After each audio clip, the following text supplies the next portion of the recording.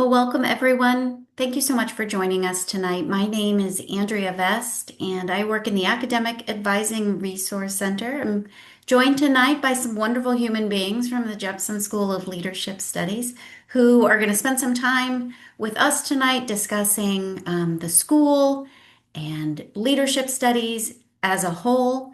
We invite you to ask questions tonight using the Q&A feature. If we don't answer your questions during the presentation, we will absolutely address all questions, leave time at the end to answer any lingering questions that you might have. So I will turn it over to our group and we'll rejoin you at the end. Excellent. Thank you so much, Andrea. So I'm Kirsten Soderlin. I'm one of the associate deans at the Jepson School of Leadership Studies, and I'm really pleased this evening to have two of our most recent graduates from the class of 2025 join us. So I'm going to let them each introduce themselves briefly. Maybe you guys can share like majors, minors, what future plans are, and those sorts of things, and then we'll jump into the program. Yeah, I can go first. My name is Cheryl Opon. I just graduated. I was a double major in political science and leadership studies. I'm from Northern Virginia, and I'm currently working in the governor's office as a governor's fellow and do plan in the future to get my master's in public policy. Hi everyone, my name is Christian. I'm a recent graduate, which sounds crazy to say, of the Jepson School. I was a leadership studies major with a minor in sociology, and I'm from Washington, D.C. And post-graduation, I have an internship at D.C. City Council working for one of the council members. And in the fall, I'll be an assistant speech and debate coach at a high school in Northern Virginia. Great to have you all here. Excellent. So, what we'd really like to do tonight is share with you a little bit about the Jepson School, about our curriculum, about what our graduates do. Um, I'm going to only talk a little bit because I just want to give kind of a big, broad overview. And then I really want to let Cheryl and Christian talk because they're far more fascinating than me. And they can talk with you about their experience at the Jepson School. Um, when we do these presentations live, and both Cheryl and Christian have helped with those in the past, I typically start by saying, so what are some of the questions that you all have about the Jepson School and about leadership studies? And so I want to just take a moment and ask if any of you have big burning questions. I want you to put them in the Q&A because we want to make certain that we address all of those things in the time that we have together tonight. So I'm gonna give you like a minute or two if there's anything in there that you want to put in.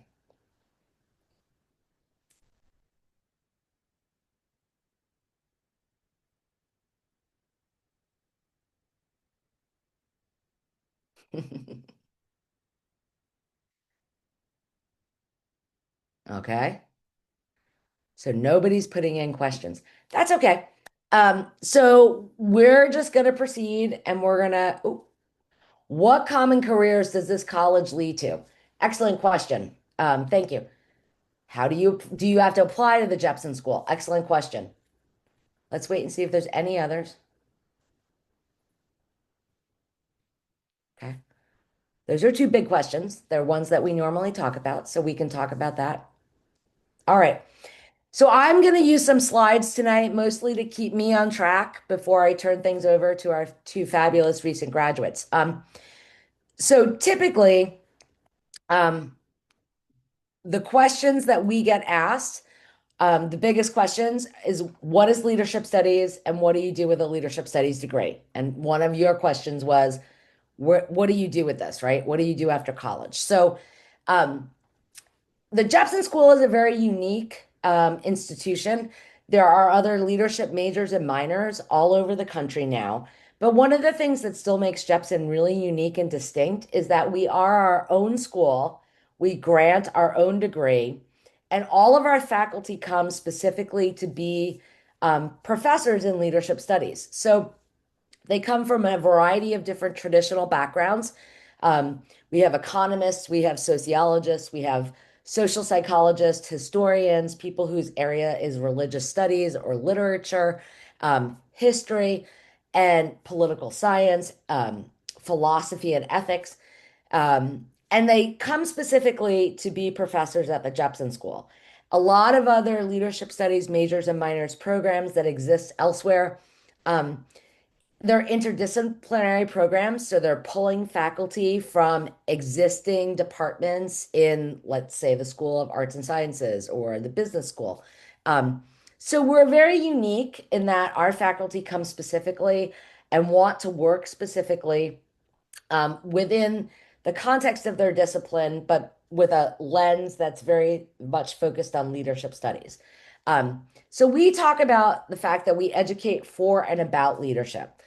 So I always start with the about part. My two recent graduates would let you, I think, would agree with me that my faculty would be very disappointed if we didn't lead with the about part.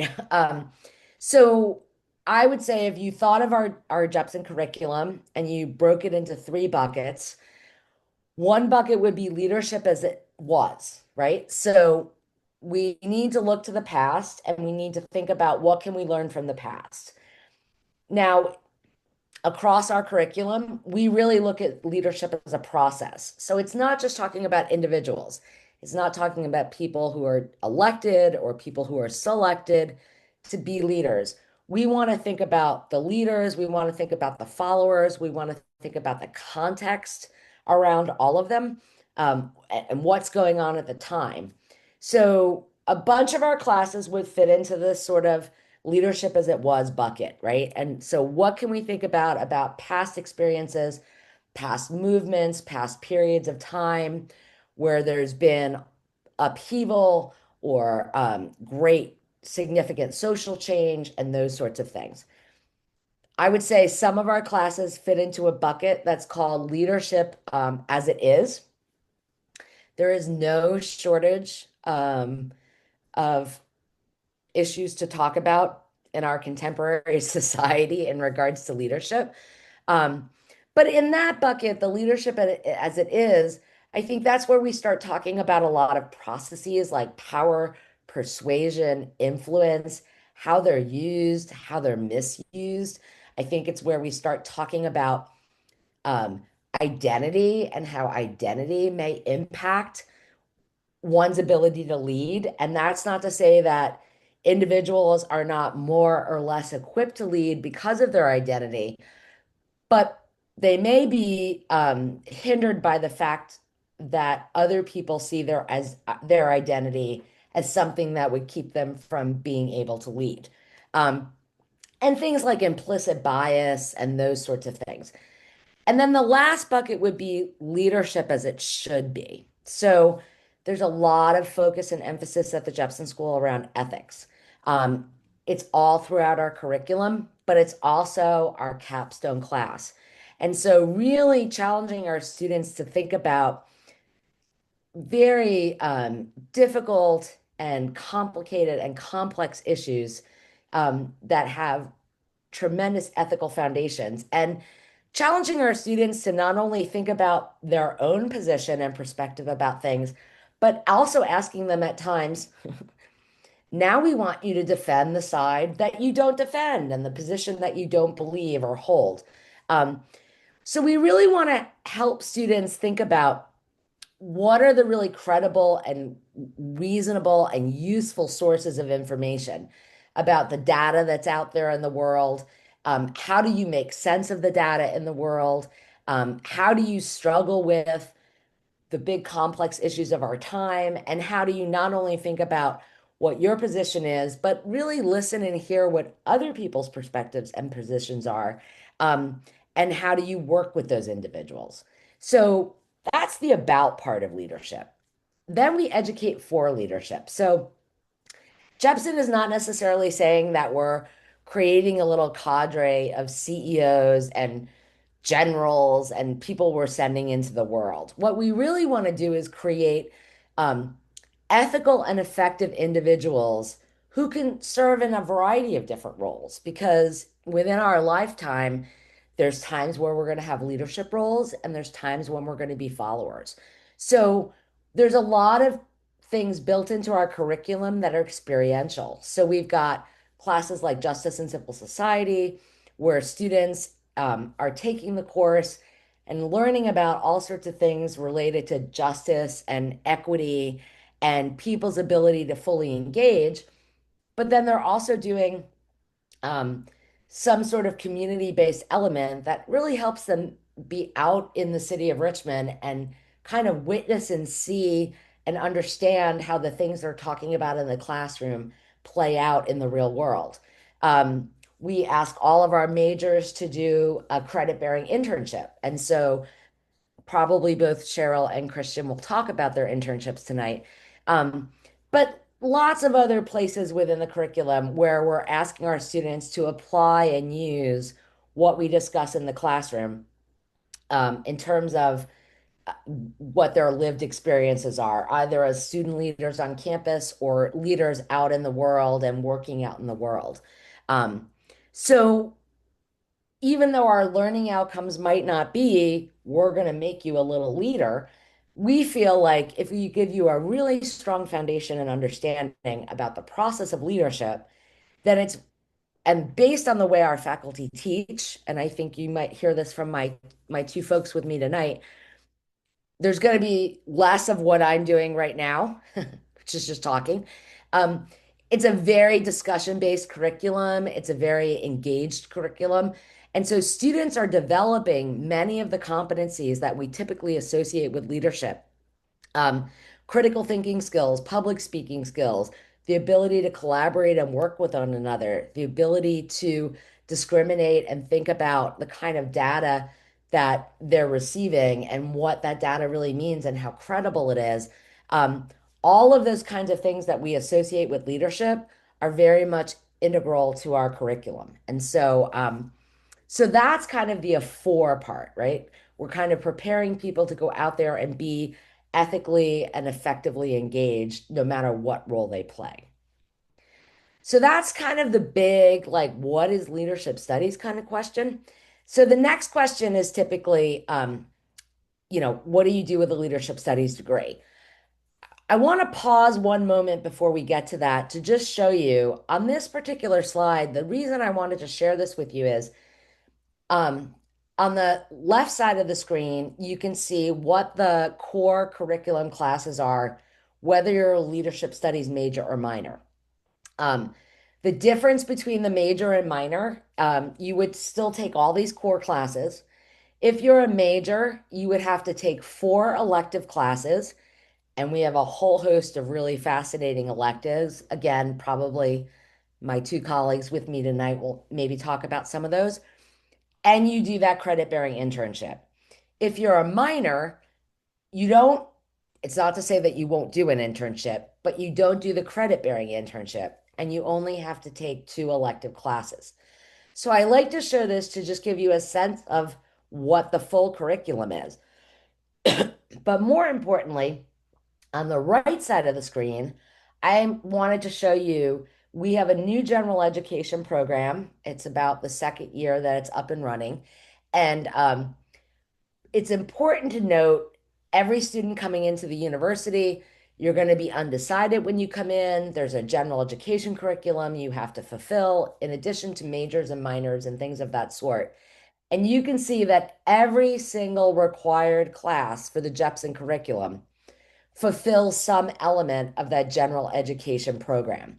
And so what that really means is when you come in and you start experimenting and you're taking classes and you're often taking some initial classes that may just fill general education requirements, you can take classes that allow you to explore leadership studies while you're also checking boxes for your general education requirements. And so that's an important thing to know. Um, we have lots of students at the University of Richmond. Many of you know this. You've been here for many visits and tours. And as you heard from my two colleagues tonight, people who have multiple majors and minors. Um, Part of the reason you're able to do that is because there's this crossover between general education and then major and minor requirements. So I just like to highlight that. Um, but then in terms of what do you do as a leadership studies major? I like to start with internships. So our rising seniors between junior and senior year all go out and do internships. And really, we don't care where they intern, what kind of field or industry they explore. We want them to explore whatever interests them. So you can see there's a wide variety of places. We've got people in nonprofits, we've got people in entertainment, we've got people doing science-focused things, business-focused things. Um, we want them to explore whatever field or industry interests them. And in the meantime, while they're having that experience, we ask them to make connections back to our curriculum. We provide support leading up to the internship. There's a half unit class. We help people search and find their internships. On the other side of internship, there's another half unit class where we really help people make meaning and think about how is that internship experience, and do you or do you not want to still pursue this field or industry? Um, as an example, I always use sometimes students have amazing experiences and they're like, oh my gosh, yes, fashion and Bloomingdale's gave me a return offer and I'm going to go back and work there. And this totally confirmed that this is the field or industry I want to be in. And then other times people say, I thought my whole life I wanted to be a teacher and I did this education-based internship over the summer and now I don't even know if I want to have children. And I only had one person tell me that. And they have changed their mind about children, but they did not change their mind about working in education.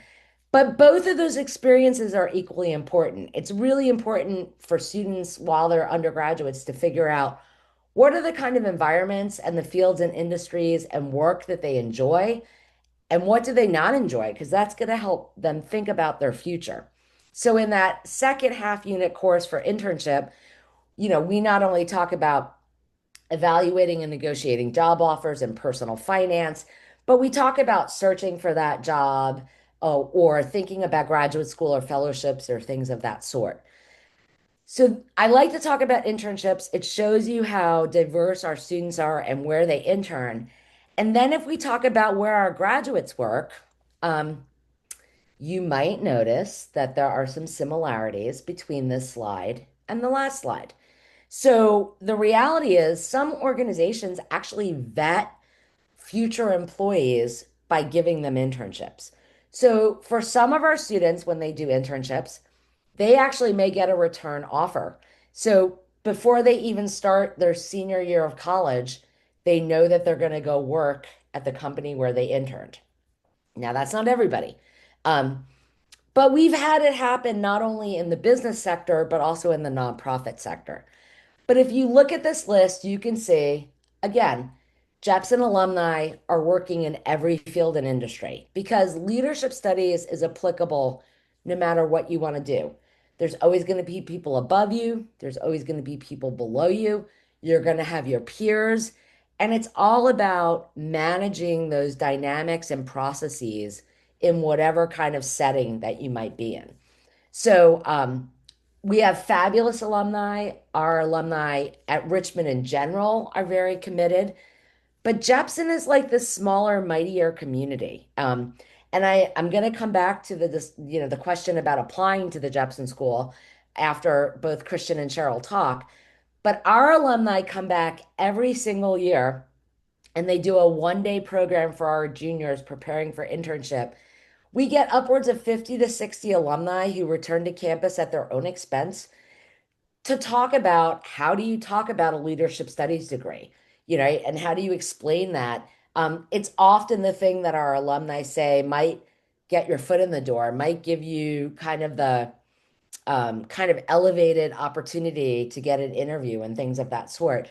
But they love to come back and talk with students about their experience and give them professional development advice. And so, and we have alumni coming back from all these different kinds of fields and industries when they come back to do that program. So I'm going to stop for a moment and I'm going to let both Cheryl and Christian talk because, as I said, they're more interesting than me. And then we'll kind of come back and we'll answer. I'll talk a little bit about the application process and we'll answer any other questions that might come up. So I'm going to throw this on Cheryl. I'm going to let her go first, and she did the intro first. Yeah, so I can talk a little bit about internship. So I interned at Research Triangle Institute, and it was actually my second summer interning with them, and I interned in a different department. And so, as I mentioned earlier, I was a double major in political science with leadership studies, and so very much interested in policy and policy work. And I was actually placed in the government department at RTI, and so I got to go to the Hill and draft congressional memos, the House and Senate. I got to work really closely with the government relations team in helping with their internal projects. And because the company also serves as a government contractor, and so a lot of the stuff we do, it was very much tied to the government. And so I really got to see kind of the behind the scenes of what goes into government work when it comes to, other organizations. And so I also got to do some research, and so doing a lot of like qualitative research, which was also really helpful in kind of building up my research experience, which would be very helpful for grad school. But I think one thing that I also really loved, which Dr. Soderlin had just brought this up, but with Edge, it's where one day where the alumni come back and they essentially just help you figure out, what goes into interviews, what goes into, applying for jobs, and just all skills and tools that you would need to be successful wherever you go after. And so I think internship and Edge for me really just tied really well together because it kind of helped me understand the things that I'm learning, the like hard skills that I'm learning, how it's going to apply in the real world, and some things to keep in mind in thinking about your career. And a lot of people do say that, what do you do with leadership? And for me, going to that institute, it was just so helpful and learning from other alumni what they did with their Jepson experience and how their, internships and works transferred over into the real life. And so, yeah, I would definitely say that I had a really great internship experience, and the fact that it is built into our curriculum, I think is something that is really unique to Jepson. Yeah, I would definitely have to echo that. I did my internship at an organization called MDRC, which is based in New York City. They do social policy research. So I was on a team that was doing designing research-based interventions for students at community colleges to try to determine how they can come back. I was doing sort of exploratory work on how nonprofits can kind of become better at the work that they do. So I was doing a lot, which was also reflected in my Jepson education, just doing a lot of different things, being very flexible, using a lot of different skills. And I absolutely loved it. My internship was unique because it paid for my housing in New York, which is a big part of the reason why I applied. But it was absolutely wonderful. I got to live there and I had great coworkers, and it was really helpful just in terms of being able to use skills that I'd taken from my Jepson education. I did a lot of research throughout my undergraduate career, including with a Jepson professor, and this is a research-based internship, so I came in quite prepared for the internship as well. I will also have to say, because I know some people might be thinking this, like, are there people who don't get internships? Like, what do they do? As far as I know, that has never happened. It may be people get internships like very, very late, or it might seem like, there may like be some risk that they don't, but like every single person gets an internship. And you take a half unit class both before and after your internship experience. And the half unit class before is really helpful in terms of, developing your resume, making sure that you're kind of ready for the actual experience of internships, how to get internship housing. Um, it's funny because I was in internship class right after my interview for my internship, and I was like freaking out to my friend because I hadn't gotten one yet. And then I got my offer call like literally 40 minutes after class ended. So it really is, Jepson really does prepare you well to get an internship as well as the actual skills that are needed to get it as well, both academically and professionally. Do you guys want to talk at all? Share anything about classes, favorite classes, faculty, like things you like about Jepson classes? Um, Yeah, I can go. One thing that I really love about Jepson classes, and if other people on the call are also this way, I was one of those people in high school. I liked a lot of different things. I wasn't really a person who was like, I like English and that's it. Like, I was a person who was like, I like English, but I also love history and I like the honors research class that I'm in. Like, I liked a lot of different things. And I feel like one of the beauties of a Jepson education and Jepson classes are that they combine a lot of different things. And you don't usually feel very stuck on one topic or discipline. Everything is very fluid and interdisciplinary at all times, which is something that I absolutely loved. I never felt like I had to really make a big decision or choose between two things that I was really interested in because I feel like my classes, if it was something I was interested in, I just took it and it would touch on all of those different topics. In terms of the classes that were my favorites, Leadership in International Context was one of my favorite classes. I took it senior fall. The class is really unique because instead of like a traditional lecture-based format where you learn about, this leader in this war, you actually do simulated role plays about different scenarios that have happened throughout history to actually execute leadership and see, kind of get into the mind of a leader to see what kind of decisions they would make.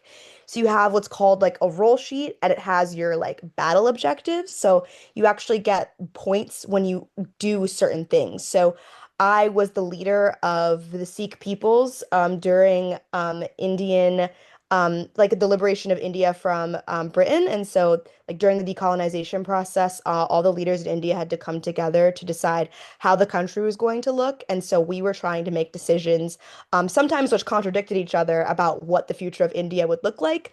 We did role plays. I did one role play where I was the Tsar of Russia. I did another where it was the Bay of Pigs invasion in Cuba, and we were trying to figure out how to respond, like with we were the United States, we were trying to figure out how to respond from Cuba. Um, so yeah, I say all of this to say it was a really interesting class. It was a lot of fun, but it also taught me a lot about, what does a leader have to think about and what kind of decisions and negotiations do they have to make when they're making these decisions. I also really loved, I'm trying to think of some other leadership electives that I took that I really liked. Honestly, there were not many leadership classes that I did not like. I think that is a better way of saying it. But maybe I'll think of some later. But I'd say that was probably one of my favorite classes that I took. Yeah, I'll say that the electives are definitely my favorites, probably favorite classes I've taken in college just in general. My last semester, so in the spring of my senior year, I just took electives because it's all I needed to graduate, and it was the best semester by far. I was taking, like Christian said, such a wide variety of classes from professors in so many different disciplines. And so one of my classes was on debates about like controversial topics and how to, argue with people that think differently than you and how to form constructive, informed opinions.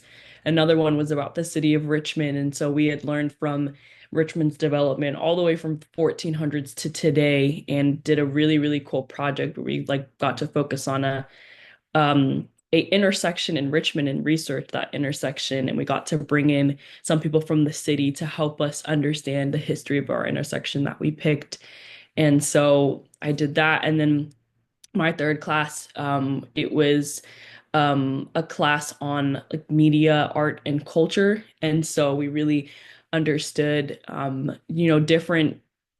different like art pieces and how art really comes together to inform pretty much everything in our lives. And some of my homework was just watching movies and then we would critique them in class. And so like I just took such a wide variety of electives. But it was again my best semester because I was learning so much. But also I felt like I was applying everything that I had learned from Jepson into these classes about how to think critically, how to engage with people that are differently than you, how to tap into the creative side of political science. And so art was never really a world that I was in, but it was really cool to get to do some creative projects and do some creative writing assignments. And I mean, all the Jepson professors, like I regret not taking certain professors because I had heard so many good things. And I think I definitely, if I had another semester, I would just take all the Jepson professors that I didn't take while I was in school because I mean, again, just so many people teach so many different things and you really do learn a lot. And yeah, I wish I did take advantage of that more. But I will say, I think that again, the Jepson School is just so unique, and I think that this goes across the board for all schools, but specifically for Jepson, I think professors really do want to help you. Like they want you in their office hours. They want you to email them. One of them straight up just gave me their number if I ever needed anything. Um, and I think it's the benefit also of having small class sizes. Not only do you really get to know your professors really well, but you also get to know your classmates really well. And so you'll start to see when you get into the school that a lot of your classes you're taking with the same people. And so you form really close relationships with them. And it ultimately just makes for a really tight-knit, intimate community. And so that's something that I also really appreciated about Jepson. Yeah, I always say to people, since you travel as a cohort, as Cheryl just kind of talked about, by senior year, you know exactly how to push everybody's buttons, right? You kind of know what their position and perspective is, and you know how to get them riled up if you want to get them riled up. Um, so I will just say this. I don't want to just say people definitely graduate, but I want to also say they graduate and they go out to work, but people also go out to graduate school. And so I want to highlight that for a moment, and then I'm going to talk about admissions, and then we're going to take a Q&A. But one of the unique things that the Jepson School has had since 2019 is that Bob and Alice Jepson, our benefactors, created the Jepson Scholars Program. And so starting in 2019, they created this foundation. They made this funding available. They are very biased. They think Jepson is the best undergraduate degree in the world. And they wanted our graduates to have the best graduate education in the world, which, in their opinion, at least at that time, was Oxford University in the UK. So we started small. It was going to be like 3 to 4 students a year. Um, but now we've been funding in one year up to 7 students. In this year, I think it was 5. Um, any senior graduating from the Jepson School who applied to the University of Oxford and was accepted to any one-year master's program. So there was no stipulation on the field or anything like that. Could then also apply to be a Jepson Scholar and be fully funded. So that's tuition, room, board, airline tickets, what have you. So these are just some examples. We've had lots of students go off. They've studied a variety of different topics. I will point out Lena Torrey Jan in 2020 was accepted into the Blavatnik School at Oxford University, and she was one of the first undergraduates ever accepted immediately out of undergraduate into the public policy program. Lena went over there, knocked it out of the park, and we've had people accepted almost every year since then. Um, these are our latest students from this class that Cheryl and Christian just graduated out of, who are going to be going and studying fully funded at Oxford. But we have people who go to all sorts of other programs. So we have people doing public health, we have people doing physical therapy, public policy. We actually have a relationship now with the University of Virginia that has the Batten School of Leadership and Public Policy. And we're now sending our first graduate from the class of 2025 into their master's program. So we have lots of students who may not immediately go into professional positions. They might go immediately to graduate school. We also have alumni who work for several years and then go back to graduate school.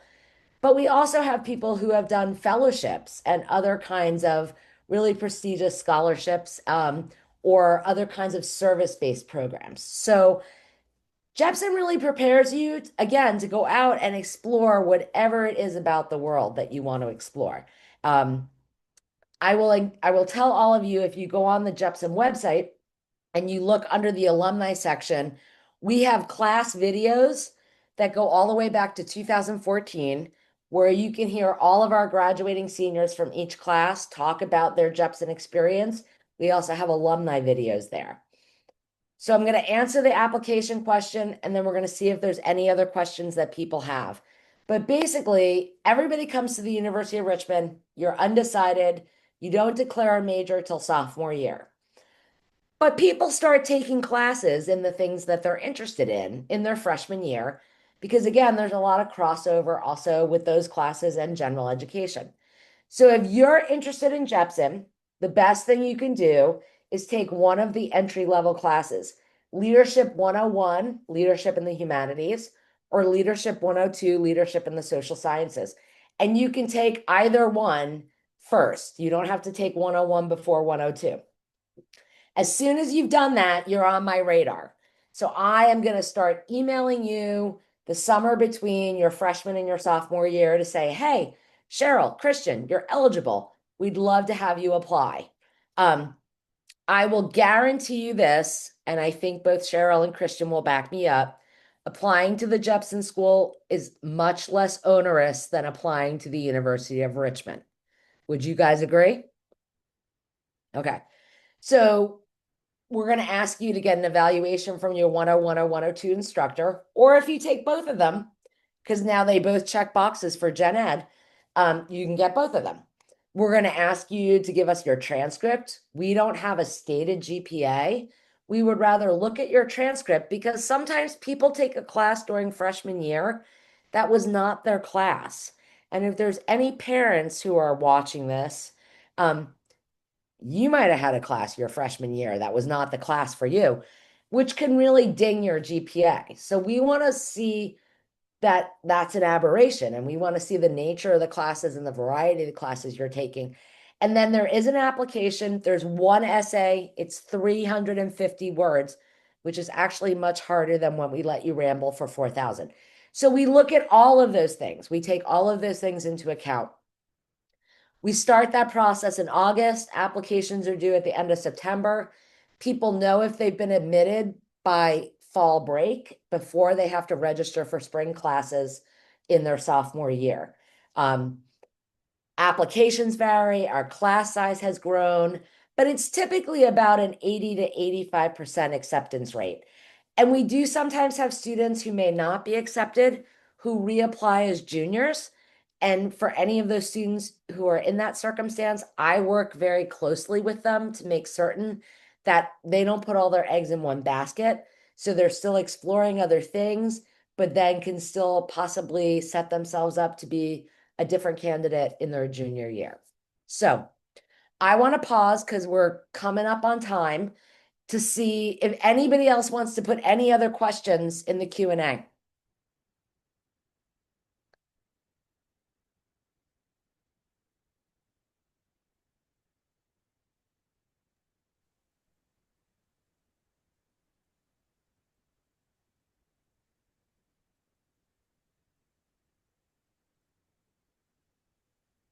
I don't know. You might have answered all the I questions. might have answered all of them. So let me say this while we're waiting to see. You should also know that within the Richmond Guarantee, the umbrella about summer funding, there is Jepson specific funding, and our funding actually existed before the Richmond Guarantee. So we are actually able to sometimes fund somebody a second time, even if they've been previously funded before under the guarantee. But we also have research funding and other sorts of things available. So are the internships required if we have other required summer programs? So all Jepson majors are going to be required to do an internship between their junior and senior year. But we're going to work with you. So here's the thing. If you're a Bonner scholar and you're a Jepson student, it's not unusual that Bonner scholars might use their summer of service to actually count for their Jepson internship. Now, you're not going to get both the Bonner money and money from Jepson because that doesn't work in one summer. But we're going to make certain that whether it's for Bonner or for Jepson, we're going to work with you about funding. But if you are already doing something else, maybe you're a double major in business and leadership studies, and it's a very business focused internship. That's okay. We count it. We don't care. What we care about is how many hours you do and that you do the reflections that relate back to Jepson and the things we ask of you, but you can be doing any kind of internship in any field or industry. So it's all going to blend together. We have people who put leadership studies together with everything from the business school to visual arts and everything in between because it's all relevant. And Army ROTC. So I will let you know that I have specifically worked with ROTC candidates in the past. And it's a little crazy because like sometimes when they're doing ROTC stuff in the summer, they're out in the middle of nowhere with hardly any internet. But my people doing summer camps are out in the middle with no internet. But I have actually had ROTC candidates who are part of leadership studies use their summer training as their internship. So yes, we can make that work.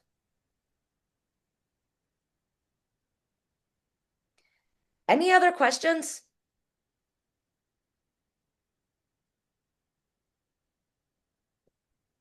So here's the thing. We're excited you're coming to Richmond. And both Cheryl and Christian will be gone, so they may not get to meet you, at least not this year. Maybe they'll meet you when they come back as Jepson alumni for Edge and you're a Jepson student. But I'm excited to potentially meet you. So registration is coming up. I want to encourage you to think about leadership in the humanities 101, leadership in the social sciences 102. Both of them fill a gen ed requirement. Come check us out. Think about it. It pairs with everything. And it's a really cool place. And we got really fun faculty. And we have really cool people like Christian and Cheryl who are great colleagues and fellow students. So, Okay. If there are other questions that you happen to have after we're done, please don't hesitate to email Dr. Soderlund or myself, yep. and we would be happy to answer your questions. And my email address is on almost every page of the Jepson School website. But I'm sure Andrea can share that with you as well. And if any of you would want to talk more with Cheryl or Christian, if you let me know that, my guess is they'd probably be open to that if I connected to you. But having said that, if you're interested in some other combo, like you're like, hey, I'm interested in biology and leadership, we have a science leadership scholars program, and I can go connect you to people who are in bio and leadership, or political science and leadership, or business and leadership, or journalism and leadership. Whomever you want to talk to, I can find you the right combo. So Great.